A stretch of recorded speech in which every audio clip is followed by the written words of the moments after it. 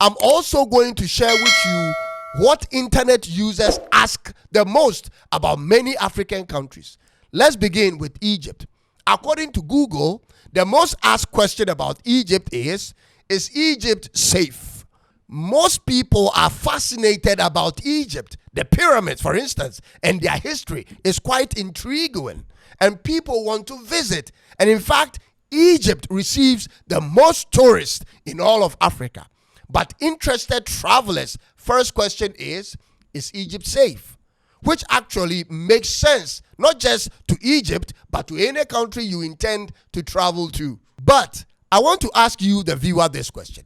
Is Egypt safe to visit for a black African?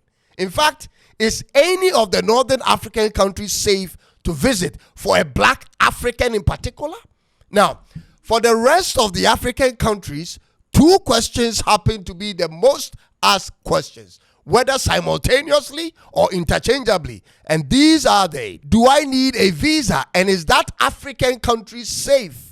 Here I group these two questions into one because it's the most obvious question to ask about any country you want to visit, ladies and gentlemen. Now, the second group of questions all have to do with animals. This is where my problem is. Ladies and gentlemen, check out these questions they usually ask about Africa on the internet. About South Africa, they ask, are there lions in South Africa?